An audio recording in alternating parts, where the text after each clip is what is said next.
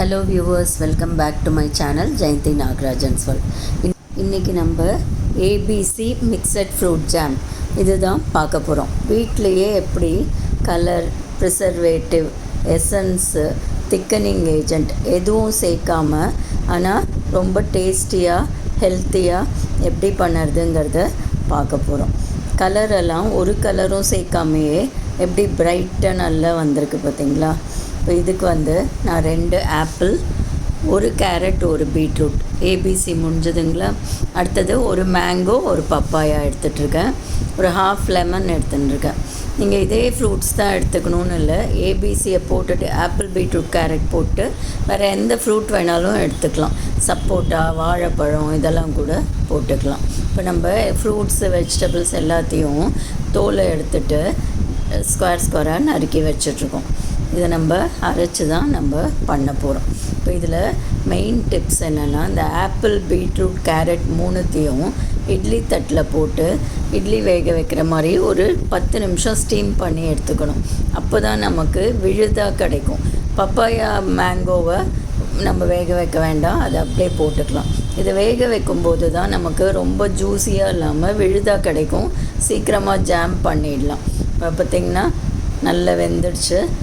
Apple நல்லா வெந்துடுது. கேரட்டெல்லாம் அப்படி சாஃப்டாக வேகணும்னு அவசியம் இல்லை, ஆவி காட்டினோன்னாலே போதும். இப்போ இது எல்லாத்தையுமே மிக்ஸி ஜாரில் ஆறின அப்புறம் போட்டு விழுதான்னு அரைச்சி வச்சுருக்கேன்.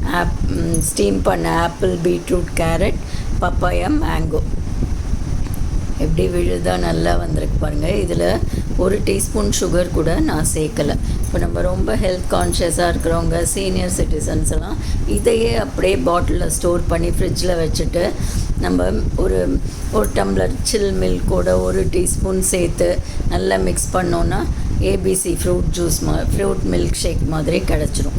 ஆனால் இப்போ நான் ஜாம் மாதிரி தான் பண்ணி காட்ட போகிறேன். ஜாமுக்கு ஷெல்ஃப் லைஃப் அதிகம். வெறும் ஃப்ரூட்டை ஸ்டோர் பண்ணோன்னா மேக்ஸிமம் 2-3 டேஸ் தான் வரும். பட் ஜாமாக பண்ணும்போது மாதக்கணக்கில் இருக்கும். இப்போ இந்த விழுது எவ்வளோ இருக்கோ அதே அளவு சுகர் போடுறது தான் கரெக்ட் ரெசிபி. பட் நான் ஒரு கால்வாசி தான் போட்டிருக்கேன். ஒரு 600 கிராம் விழுது இருந்ததுன்னா நான் ஒரு 150 to 200 கிராம்ஸ் தான், 150 தான் இருக்கும், அவ்வளோதான் சுகர் போட்டிருக்கேன். ஏன்னா சுகர் அவ்வளோ வேண்டாம் அப்படின்ட்டுன்னு. நீங்கள் ரொம்ப ப்ரொஃபஷ்னலாக பண்ணணுன்னா ஈக்குவல் அமௌண்ட் சுகர் போட்டிங்கன்னா சீக்கிரமாக உங்களுக்கு கேரமலைஸ் ஆகி தகன்னு ஜாம் கிடைக்கும். இப்போ நான் கம்மியாக சுகர் போட்டிருக்கிறதுனால கொஞ்சம் லேட் ஆகும் உங்களுக்கு. இப்போது அடுப்பை மீடியம் ஃப்ளேமில் வச்சு தான் நம்ம இதை கொதிக்க விடணும், இல்லாட்டா எல்லா இடத்துலையும் வாரி இறைக்கும் நமக்கு. இப்போ ஒரு 10 மினிட்ஸ் கொதித்ததில் இந்த மாதிரி பதத்துக்கு வந்துருக்கு பாருங்கள். சுகர் அவாய்ட் பண்ணியும் செய்யலாம், இல்லை உங்களுக்கு வெல்லம், பனை வெல்லம் அதெல்லாம் போட்டாலும் செய்யலாம். பட் கலர் மாறிடும், அது பரவாயில்லன்னா அந்த மாதிரி கூட சேர்த்துக்கலாம். இப்போ பார்த்திங்கன்னா பாதிவாசி ரெடி ஆகிருக்கு, இன்னும் ஃபுல்லாக ரெடி ஆகலை. இப்போது இதுக்கு ஒரு பஞ்ச் கொடுக்கணுன்னு நான் டேஸ்ட்டில் ஒரு பஞ்ச் இருக்கட்டும்னு ஒரு டீஸ்பூன் கிரேட்டட் ஜிஞ்சர், இஞ்சியை துருவி சேர்த்துருக்கேன். இதெல்லாம் ஒரு நல்ல வாசனையும் ஒரு நல்ல டேஸ்ட்டும் நமக்கு கொடுக்கும். இப்போ பார்த்திங்கன்னா 75% நல்லா கொதித்து விழுது நல்லா சுண்டி வந்துடுச்சு. இதுவே நீங்கள் ஈக்குவல் ப்ரப்போர்ஷன் சுகர் போட்டிருந்தீங்கன்னா இத்தனை நேரம் நல்லா பளபளன்னு வந்திருக்கும். இப்போ இதுக்கு ஃப்ளேக் டெஸ்ட் மெத்தட்னு சொல்லுவாங்க. இது ஃப்ளேக்காலாம் வராது. பட் ஒரு தட்டில் போட்டு நம்ம கவுத்து பார்த்தோன்னா கீழே சொட்டாமல் இருந்ததுன்னா போதும். இப்போ நம்ம திக்கனிங் ஏஜென்ட்லாம் போட்டோன்னா வில்லையாக வரும். இப்போ இதுக்கு ஃபைனலாக லெமன் ஜூஸ் ஊற்றணும். ஒரு லெமனோட ஜூஸு ஊற்றணும். நான் எப்பயுமே லெமன் ஜூஸை புழிஞ்ச ஐஸ் க்யூப் ட்ரேயில் போட்டு ஃப்ரீசரில் ஸ்டோர் பண்ணி வச்சுருப்பேன். ஸோ அதுலேருந்து நான் 2 க்யூப் போட்டுக்கிறேன். இது ஒரு லெமன் புழிஞ்சதுக்கு ஈக்குவலான சாறு நமக்கு கிடைக்கும். லெமன் ஜூஸ் போடுறது சர்க்கரை கேரமலைஸ் ஆகாமல் இருக்கிறதுக்கு, ப்ளஸ் ஒரு லைட்டான சார் டேஸ்ட். ரொம்ப வெறும் திதிப்பாக இருந்தால் நல்லா இருக்காதுல்ல. ஒரு க்ளீனான கிளாஸ் பாட்டிலில் நம்ம இதை ஸ்டோர் பண்ண போகிறோம். சூடாக நான் அப்படியே ட்ரான்ஸ்ஃபர் பண்ணுறதுனால அடியில் ஒரு பலகை உடன் பிளாங்க் வச்சுட்டு அதுக்கு மேலே பாட்டிலை வச்சு நம்ம ட்ரான்ஸ்ஃபர் பண்ணணும். இல்லை ஆரி பண்ணிங்கன்னா அப்படியே கூட பண்ணலாம்.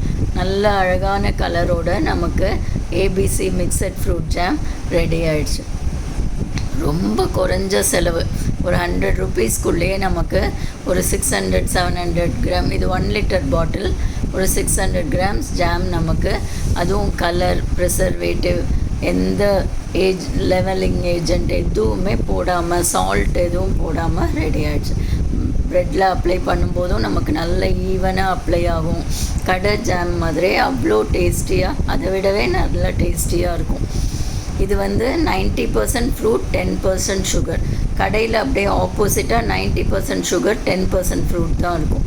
பீனட் பட்டரோடு கூட சாப்பிடலாம். இந்த வீடியோ யூஸ்ஃபுல்லாக இருந்தால் நம்ம சேனலுக்கு சப்ஸ்கிரைப் பண்ணுங்கள். சப்ஸ்கிரைப் பண்ணுறது உங்களுக்கு ஃப்ரீ தான், பட் எனக்கு அது மோட்டிவேஷ்னலாக இருக்கும் நிறைய வீடியோஸ் போடுறதுக்கு.